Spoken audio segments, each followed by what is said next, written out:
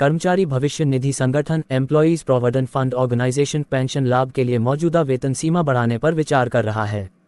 EPFO वेतन सीमा को 15,000 रुपये से बढ़ाकर 21,000 रुपये प्रति माह करने पर विचार कर रहा है। रिपोर्ट के मुताबिक कर्मचारी पेंशन योजना एम्प्लॉयज पेंशन स्कीम के ज़्यादातर सदस्य इस फैसले के पक्ष में हैं क्योंकि सैलरी लिमिट में आखिरी बार संशोधन 2014 में किया गया था। सैलरी लिमिट में इस बढ़ोतरी से और भी लोग इसके दायरे में आएंगे। इसका सीधा फायदा 75 लाख से ज़्यादा कर्मचारियों को मिल सकता है।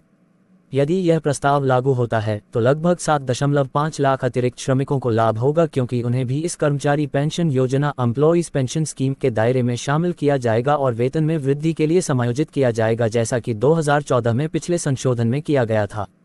इकोनॉमिक टाइम्स की रिपोर्ट के अनुसार एक वरिष्ठ सरकारी अधिकारी ने कहा, अगर इस सुझाव को कर्मचारी भविष्य निधि संगठन एम्प्लॉयज प्रोविडेंट फंड ऑर्गेनाइजेशन के केंद्रीय न्यासी बोर्ड द्वारा स्वीकार कर लिया जाता है तो यह उन नियोक्ताओं को तुरंत राहत देगा जो किसी भी अतिरिक्त वित्तीय बोझ का सामना करने से कतरा रहे हैं।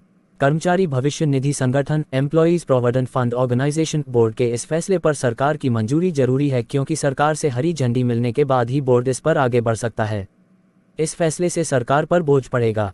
कर्मचारी पेंशन योजना एम्प्लॉयज पेंशन स्कीम पर सरकार हर साल करीब 6,750 करोड़ रुपए खर्च करती है। वेतन सीमा बढ़ाने के बाद सरकार को इसके लिए अलग से प्रावधान करना होगा।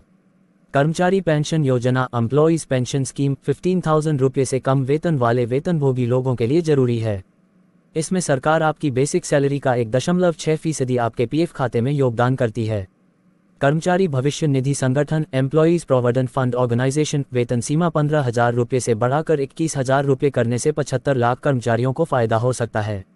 ईपीएफओ में जमा रकम पर सरकार सालाना ब्याज देती है। यह ब्याज दर 8.1% है। कर्मचारी की बेसिक सैलरी का 12% कर्मचारी भविष्य निधि संगठन एम्प्लॉयज प्रोविडेंट फंड ऑर्गेनाइजेशन को जाता है। इतनी ही रकम कर्मचारी के पीएफ खाते में नियोक्ता कंपनी भी कर्मचारी के नाम से डालती है। देखा जाए तो 12% में से कंपनी 8.33% कर्मचारी के कर्मचारी पेंशन योजना एम्प्लॉयज पेंशन स्कीम में और 3.67% ईपीएफ में डालती है।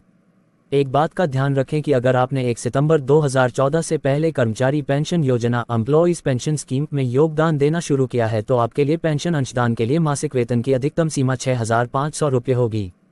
अगर आप 1 सितंबर 2014 के बाद कर्मचारी भविष्य निधि संगठन एम्प्लॉयज प्रोविडेंट फंड ऑर्गेनाइजेशन में शामिल हुए हैं तो अधिकतम वेतन सीमा 15,000 होगी। चैनल पर पहली बार आए हैं तो चैनल को सब्सक्राइब करना ना भूलें।